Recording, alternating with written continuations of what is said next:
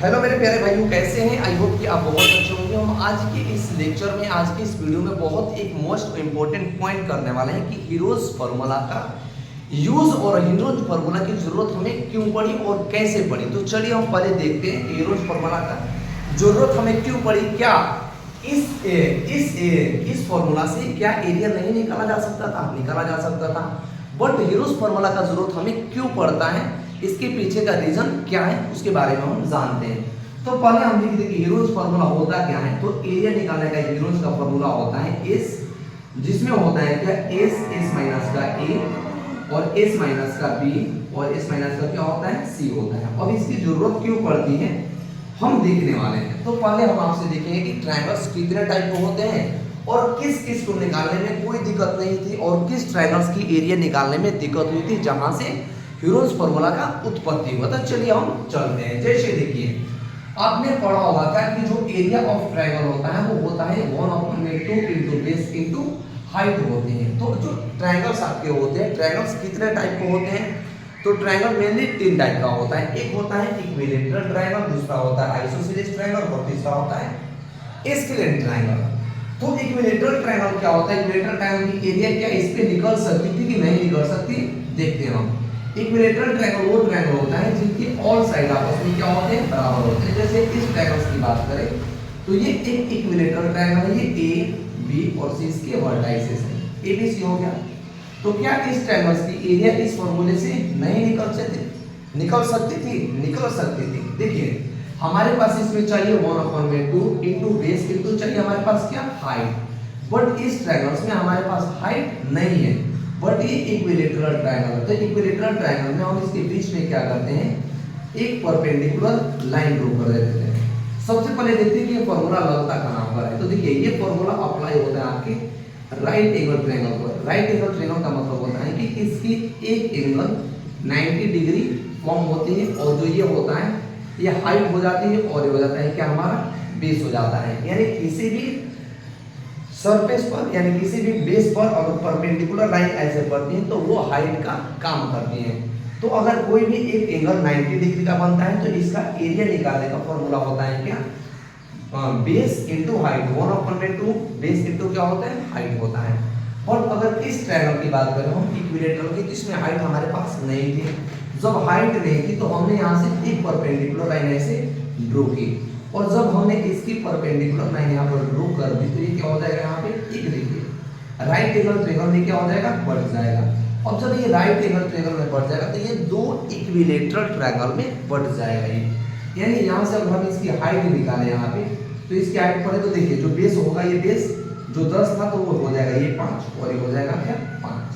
अब यहाँ से हमें इसकी हाइट निकालनी, तो अब यहाँ पर कौन सा फॉर्मूला यूज करके हम हाइट निकालेंगे?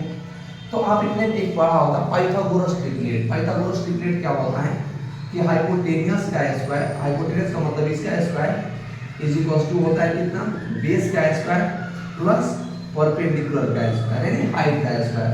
यानी यहाँ तक हम क्या करते हैं, इस फॉर्मूला से हम हाइट निकाल देते हैं और हाइट निकाल करके इस फॉर्मूला पर पुट कर देते थे। तो यहाँ से ये भी फॉर्मूला पर ये फॉर्मूला काम करता था, यानी इसका एरिया निकालने में ये फॉर्मूला काम करता था। यहाँ तक कोई इनको दिक्कत नहीं थी।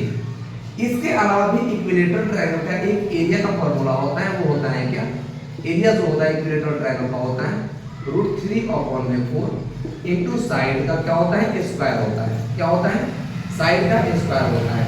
अगर आपके पास ये फॉर्मूला नहीं है तो इस फॉर्मूला से इक्विलैटरल ट्रायंगल की एरिया आप निकाल सकते थे। यहाँ तक हमें एरिया निकालने में कोई दिक्कत नहीं थी और सारा एरिया निकल रहा था। लेकिन दिक्कत कहाँ पर होती है हम आगे देखेंगे।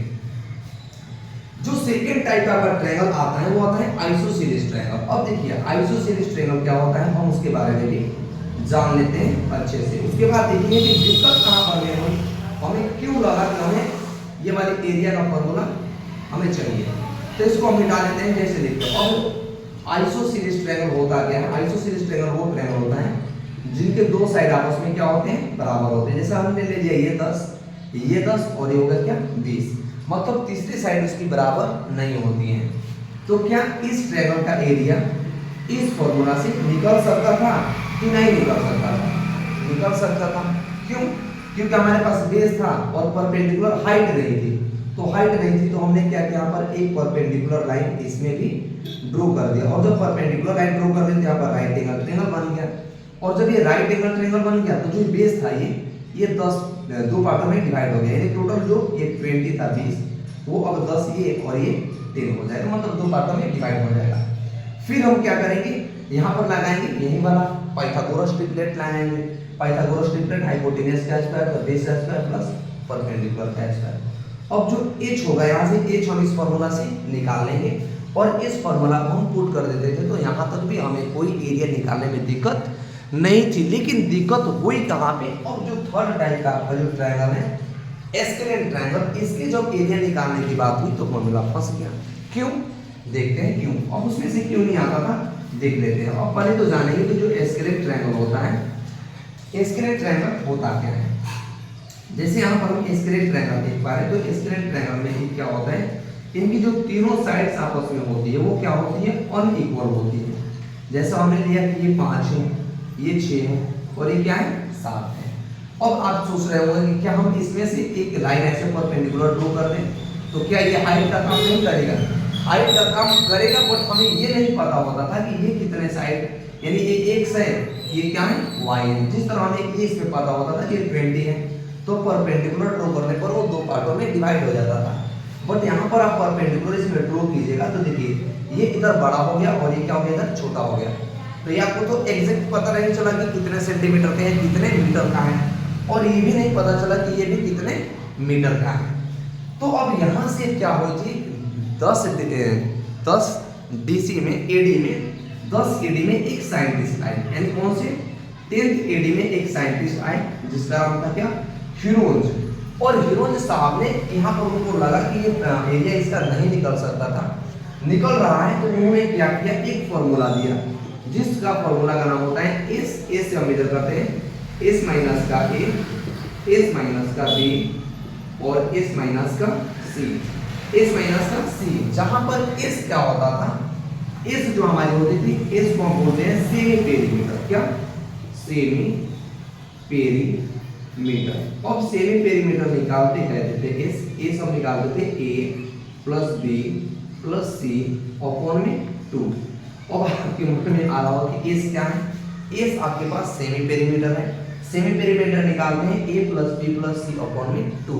अब ABC क्या है, तो ABC जो है आपका, जो ABC है A B और C, ये क्या है, तीनों साइड ऑफ ट्रायंगल। क्या, साइड्स ऑफ ट्रायंगल, क्या, साइड्स ऑफ ट्रायंगल, यानी जो ये आपकी एस्केलेंट ट्रायंगल थी, ये इस एस्केलेंट ट्रायंगल की साइड थी। जैसे इसको हमने ले लिया A, ये B और ये होगा क्या, C हो गया। तो इस ट्रायंगल की एरिया जब नहीं निकल रही थी तो एस्केलेंट ट्रायंगल की एरिया निकालने में बहुत प्रॉब्लम हुई, वहां पर एरिया उसका नहीं निकला। तो 10th AD में ह्यूरोन्स साहब ने एक फॉर्मूला दिया जिसको बोलते हैं हम ह्यूरोन्स फॉर्मूला, और ये ह्यूरोन्स फॉर्मूला ये होता है जिसकी हेल्प से हम इस ट्रायंगल की एरिया को क्या कर पाते थे, निकाल पाते थे, और यहाँ से उन्होंने ये फॉर्मूला की जरूरत पड़ी। तो आई होप कि आपको ये चीजें समझ में आ गई होगी कि हम क्यों इसका यूज करते हैं। अब इसका यूज हम कैसे करते हैं एक क्वेश्चन से हम आपको समझा दे रहे हैं, उसके बाद हम आगे चलेंगे। तो जैसे देखिए हम इसी ट्रायंगल की एरिया निकालने के हम बता दे रहे हैं, तो क्या होगा, अगर हम इसको मिटाना चाहें तो मिटा सकते हैं, मिटा रहे हैं क्योंकि आप बना करके क्या कर लीजिएगा, वीडियो को स्किप करके इसको नोट कर लीजिएगा। अगर इस ट्रायंगल में हमें एरिया निकालनी होगी तो सबसे पहले फर्स्ट ऑफ ऑल करेंगे क्या, पहले तो इसका सेमी पेरीमीटर निकालेंगे। अब सेमी पेरीमीटर का फॉर्मूला क्या होता है, ABC, यानी A के जगह पर यहाँ पर चेक कीजिए, तो A के जगह पर 5 सेंटीमीटर का है, 5 सेंटीमीटर ले लीजिए।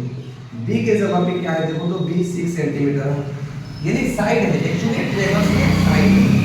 C क्या है यहाँ पे, C आपके पास कितना था, 7 सेंटीमीटर था। तो हम S का मतलब semi perimeter, A plus B plus C upon में 2, यानी S इक्वल्स हो जाएगा कितना, 5 प्लस 6 प्लस 7 अपॉन में 2, 6 5 11 और 7 कितना हो जाएगा 18, यानी S जो होगा 18 अपॉन में 2, यानी सेमी पेरीमीटर कितना आ जाएगा 9 सेंटीमीटर आ जाएगा। और एरिया भी निकालने का फॉर्मूला क्या होता है इसका, एरिया ये वाला S, एरिया को बोलते हैं S,